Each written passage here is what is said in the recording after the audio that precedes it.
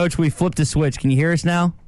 I can, yeah. Yes, Coach. How did the first caller hear us? We've wasted 5 minutes of your time. Thank you so much. Football season started last night. Another studio play. Long story, but it's Ty's fault. That's all I can tell you. Blame me, Coach.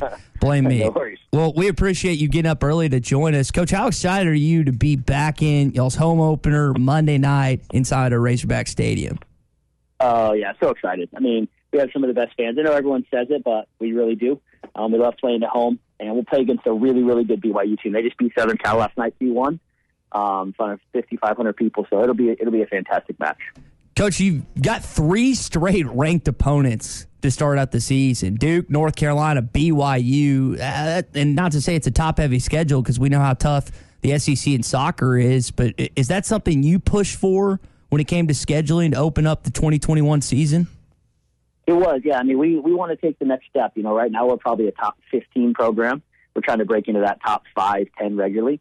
And to do that, we've got to be challenged early, which we were, you know, at Duke, at UNC. I mean, they'll end up probably 2 and 4 by the time the year's over. So they'll both be Final Four contenders.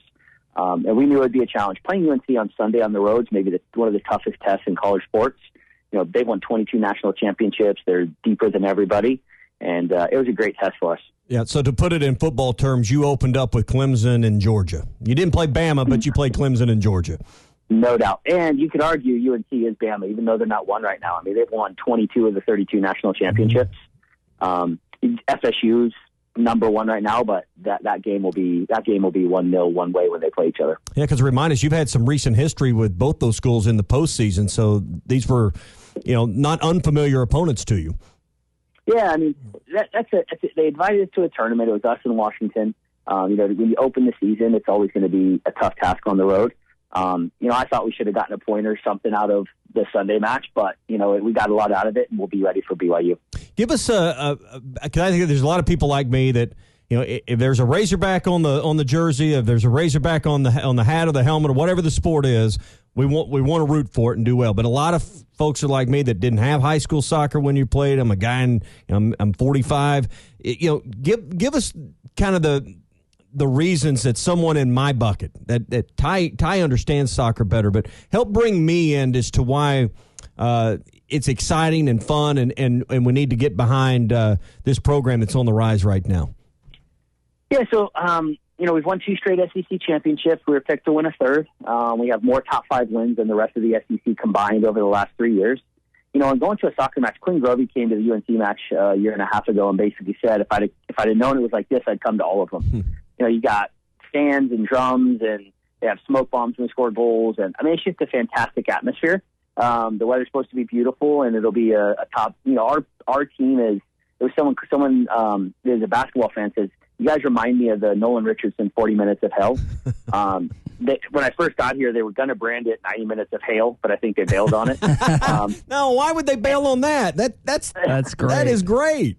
But it is fat. I mean, you watch some soccer and it's slow and they pass it on the back, and that is not how we play. It's not how BYU plays either. So it'll be a fantastically fast-paced match with some of the best athletes in the country. And we have 3 players have been All-Americans. We have 3 players who are drafted that because of COVID came back.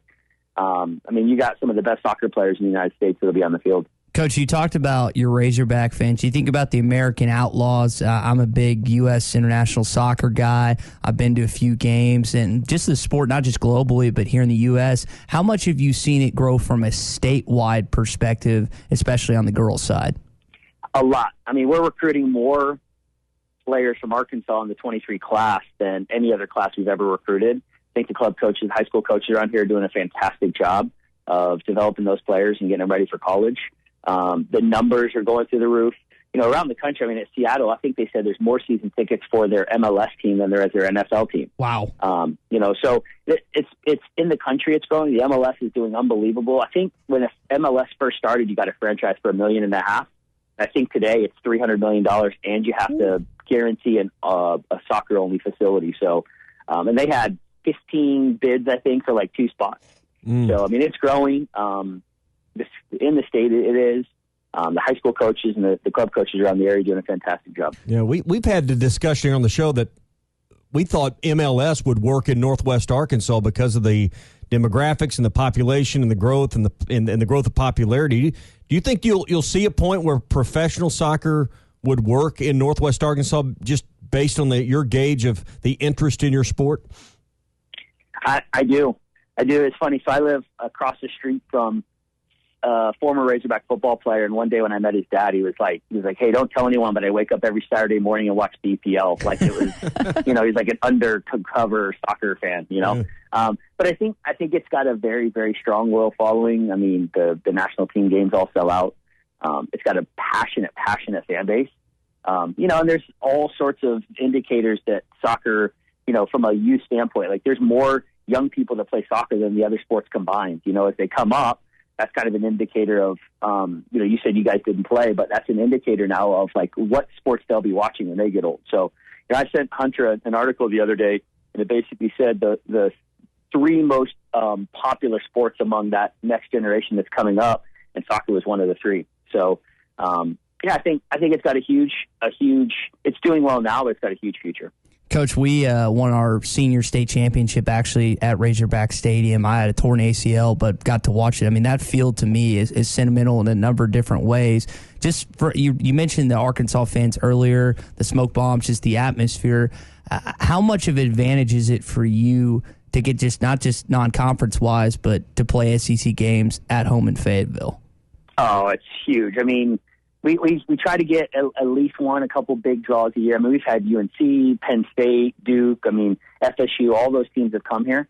And every time the crowd is, UNC basically, I asked him if they were coming back, and he said, "Colby, it's not likely." We're their only loss that year. Oh, wow. We beat them 2-0 too.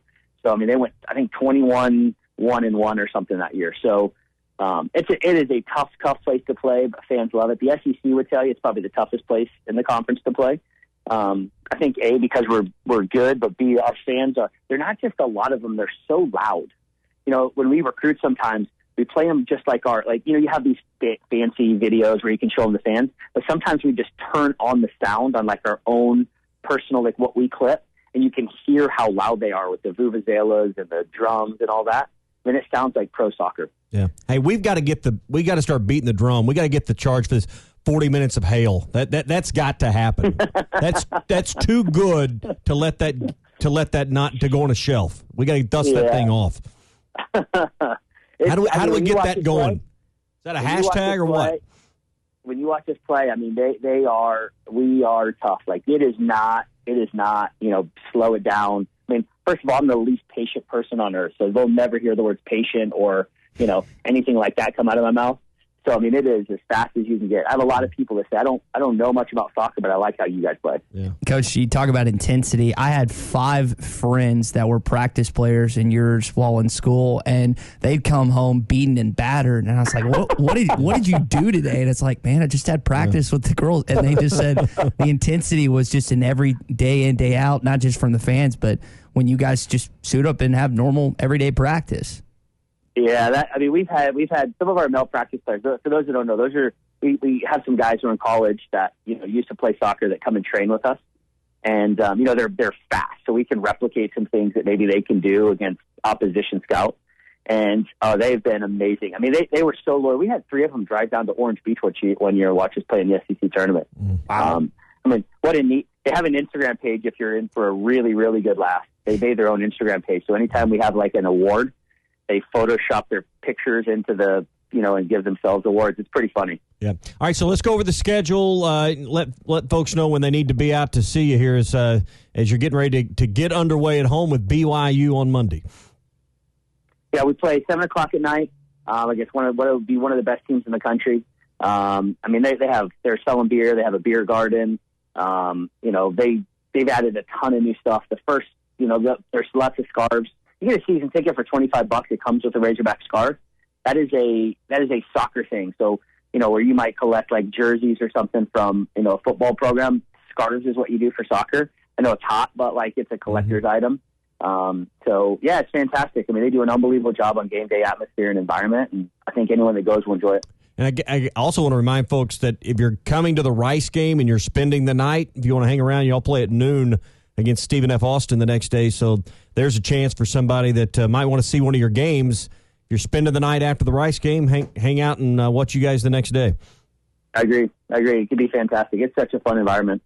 Coach Colby Hale, head coach of the Arkansas women's soccer team, kind enough to not just join us this morning, but wait through the whatever we had to start up. Coach, we really appreciate you making some time. Best of luck on Monday, not just Monday. Go get another SEC championship, man. All the Razorbacks fans are cheering for you. Man, I sure appreciate you guys having me on. Go Hogs. Absolutely. Right. That is Coach Colby Hale. You know, the start of the season is just around the corner, and if you're into sports betting, Bet Online is where you should go to win some money today. Whether it's live bets during games or future bets on who you think will win the championship, Bet Online has all the latest odds, news, and information for all your online sports betting needs. Visit the website today or use your mobile device to join and receive a 50% welcome bonus on your first deposit. So before the next big game or before the season starts, head on over to Bet Online and start playing today. That's Bet Online, your online sportsbook experts.